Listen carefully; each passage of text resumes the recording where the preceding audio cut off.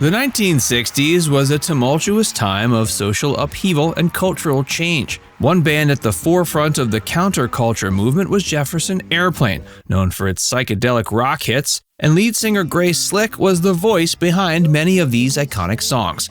But at the height of their popularity in the early 70s, Slick made the shocking decision to leave the band. Join Factsverse as we explore the untold story behind Grace Slick's departure from Jefferson Airplane. The rise of Jefferson Airplane and Grace's entry. Jefferson Airplane was formed in 1965 in the heart of San Francisco's burgeoning counterculture movement. The original lineup included Marty Balin, Paul Kantner, and Jorma Kaukonen. But it was the entry of Grace Slick in 1966 that turned the band into a psychedelic rock powerhouse. Slick replaced the band's original female vocalist, Signe Tolley Anderson, who left to focus on her family. Grace brought more than just her vocal prowess. She brought two pivotal songs that defined the band's legacy, Somebody to Love and White Rabbit. These tracks became anthems of a generation. They blended complex harmonies with poetic lyrics that devolved into love, existentialism, and rebellion against societal norms. Slick's distinctive voice and striking stage presence immediately captivated audiences. Her classically trained soprano soared through songs, providing a counterpoint to the band's often gritty guitar work. More importantly, she brought a fiery energy and charisma that meshed well with the band's countercultural ethos.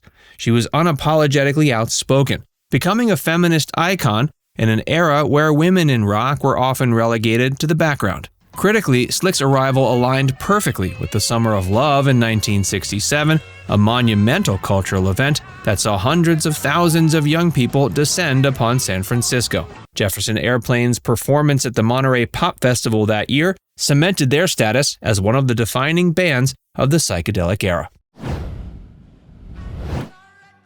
The Golden Years. The late 60s were a whirlwind of success for Jefferson Airplane, and Grace Slick was at the forefront. Their second album, Surrealistic Pillow, which featured Slick's vocals prominently, became a critical and commercial triumph. It went gold within a year and included Somebody to Love and White Rabbit. Their groundbreaking performances weren't limited to studio albums. They were a staple at key cultural events of the decade, most notably at Woodstock in 1969. Grace Slick famously dubbed the event as the Morning Maniac music, given that their performance occurred at the crack of dawn. Her powerful vocals and songs like Volunteers resonated with the 500,000-strong crowd, echoing the anti-establishment sentiments of the time. Success, however, came with its challenges. The band grappled with the pressures of fame and the changing musical landscape. Slick, ever the rebel, found herself at odds with a society that was simultaneously enamored of and skeptical of the counterculture she represented.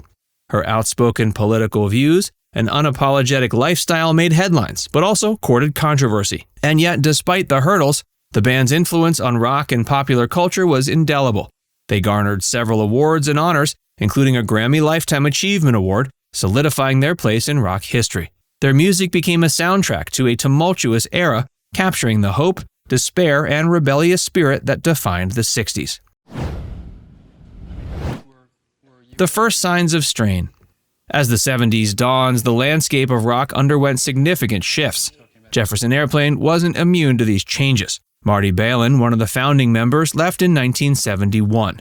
His departure was a turning point, signaling a shift in the group's internal dynamics. His absence left a void, and disputes over musical direction intensified. Slick, who had always been a driving force, found herself increasingly at odds with other band members, particularly over the band's move towards a more commercial sound. Financial pressures began to mount. Despite their earlier successes, the band had to contend with declining record sales and less than stellar concert turnouts. The rock scene was evolving, and Jefferson Airplane seemed to be losing its grip on its audience. In an industry that was becoming more about dollars than art, the stress took its toll on the members. And Slick's personal life was also unraveling.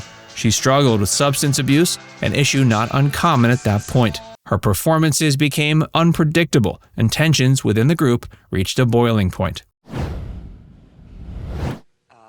The night she got herself fired. The culmination of these tensions arrived one fateful night in 1978, a night that would become infamous in rock history. During a performance in Germany, Grace Slick's behavior reached a point that the band could no longer ignore.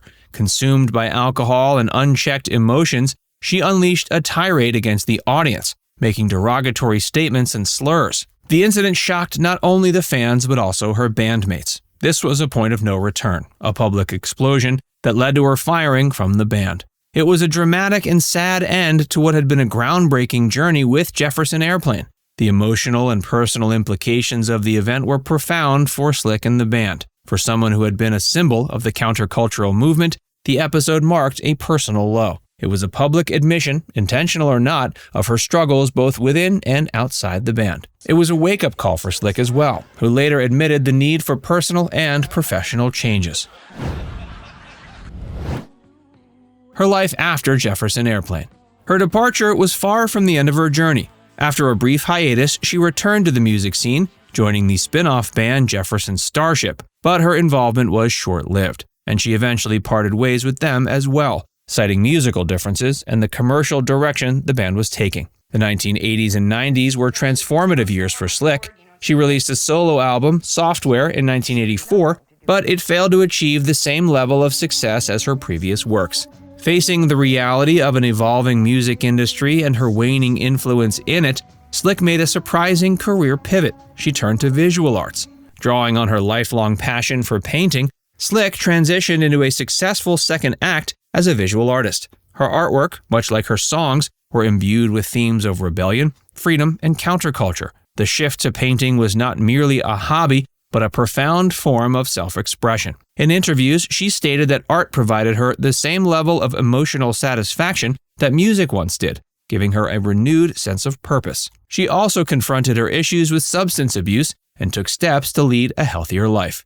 She's been candid about her struggles and her journey towards sobriety, offering a nuanced perspective rarely seen in rock stars from that era. She's also become more involved in activism, specifically animal rights and environmental causes. Her transition from rock star to activist and artist was not just a personal evolution, but also an extension of the principles she had always stood for. Recording in the Nude. When Grace Slick sat down with David Letterman, the conversation took an unexpected turn. While Letterman tried to chat about the mundane, like grocery shopping and firewood prices, Grace had something else in mind. With a straightforwardness that even caught Letterman off guard, she revealed, "I recorded this album in the nude." It wasn't just a casual comment for late-night laughs, it was a serious declaration. Grace chose to record her album without any clothes on, challenging what's considered acceptable in the music industry. But don't dismiss it as a mere gimmick. For Grace, the act of recording music in the nude was a conscientious choice, a way to remove barriers and connect more deeply with her music. So the next time you listen to a Grace Slick album, you'll be reminded of the unconventional methods behind its creation. Now it's time to hear from you. What's your favorite memory of Grace Slick and of Jefferson Airplane? Let us know in the comments section below.